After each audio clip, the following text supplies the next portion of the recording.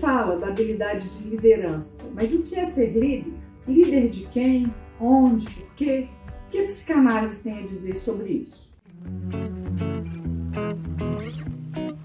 Eu sou Eliana Olímpio, psicóloga e psicanalista, e convido você a entender um pouco mais sobre o psiquismo humano. Se você se interessa por assuntos da área psi, me siga. Sempre posto conteúdo sobre os 20 anos da minha experiência e sei que existem muitas dúvidas nesse âmbito. Se você deseja supervisão dos seus casos clínicos ou participar de grupos de estudos, me chame. É interessante notar como os conceitos psicanalíticos abrangem várias áreas e nos faz pensar em temas que não foram diretamente tratados por Freud, mas que podemos aprender da teoria psicanalítica. Sobre a liderança, por exemplo, se tomarmos o texto de Freud, Psicologia dos Grupos e Análises do Eu, escrito em 1921, teremos as bases da origem dos líderes nos grupos e suas características. Neste texto, Freud investiga o comportamento coletivo das massas e explora as dinâmicas psicológicas que ocorrem quando os indivíduos se encontram reunidos em grupos. Neste texto também, ele explora a influência que um líder exerce sobre seus liderados. Nós sabemos que os membros dos grupos se unem de forma voluntária, como a escolha de um grupo religioso, a qual a pessoa quer fazer parte, ou às vezes quando ela escolhe um partido político. E tem também os grupos involuntários, que são aqueles em que as pessoas se unem por conta da organização institucional, como os colegas de sala de aula, os membros do exército, os colegas de trabalho. Freud diz que na formação dos grupos, independente de como os membros do grupo se uniu, esses membros se sentem possuidores de uma alma coletiva, que os fazem se sentir, pensar e agir de uma forma inteiramente diferente de como eles se sentiriam, pensariam e agiriam se estivesse cada um deles isolados, separados uns dos outros. Freud afirma ainda que um sujeito, quando se adere ao grupo, abandona sua subjetividade e se identifica com seu líder e com seus ideais, copiando esse líder, imitando e se submetendo aos seus comandos. Essa identificação aparece em forma de fascinação amorosa e é isso que unifica o grupo. Esses membros coletivamente cedem a instintos que, como indivíduos isolados, forçosamente eles refreariam. É que aqueles indivíduos, no grupo, eles perdem a racionalidade e se movem em razão do impulso. Dia desses, uma psicóloga que eu supervisiono me contou que a mãe de um adolescente que ela atende foi procurada pela escola.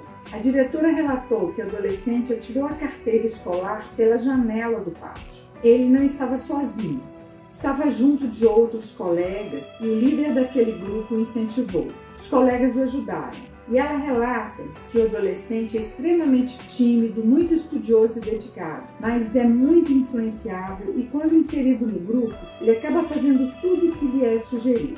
O líder, tal qual um hipnotizador, exerce uma fascinação, uma influência sobre o sujeito impotente e sem defesa, sendo inclusive capaz de paralisar e inibir a racionalidade do indivíduo ou dos seus liderados. É como se a personalidade consciente do liderado desaparecesse e a vontade de discernimento ficassem abolidos.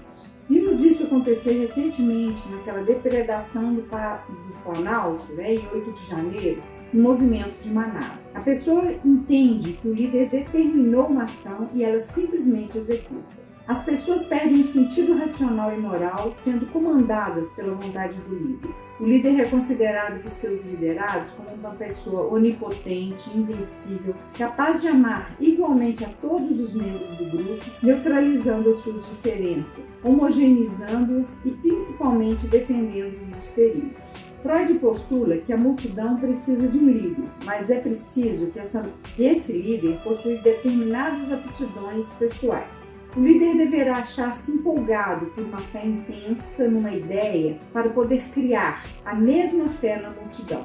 Ao mesmo tempo, ele deverá possuir uma vontade potente e imperiosa, suscetível de animar a multidão, carente por si mesma de vontade.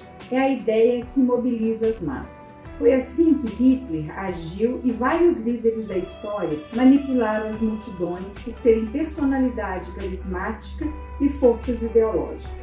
A ideia atravessa a multidão, se espalha rapidamente, influenciando seu comportamento de forma irracional e desinibida, em que os liderados atendem ao comando mesmo à distância. É importante notar que essas características dos líderes de massa são as mesmas que líderes de pequenos grupos devem portar, como os professores, os chefes de equipe de trabalho, os líderes religiosos, até os pais. Eu vou destacar 3 dessas importantes características. Primeiro, o líder deve ter empolgação com uma ideia e vontade de forma a animar, contagiar seus liderados. Segundo, ele deve tratar a todos de forma equânime, dando-lhes a impressão de que ama a todos da mesma forma, acolhendo a todos como se cada um fosse especial e com a postura de quem os protegerá dos perigos.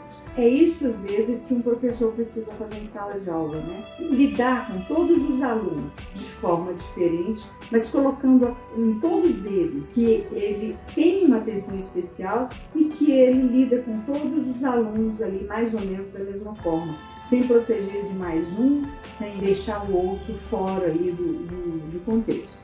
O terceiro item é que o líder ele deve se portar como autoridade, aquele que sabe o que faz. Nós não devemos, nesse caso, confundir autoridade com autoritarismo. O líder pode optar por ser um líder democrático, que ouve os seus liderados, que permite, inclusive, que a liderança circule, mesmo ele se mantendo como aquele que os estimula e os representa. O que você achou desse vídeo?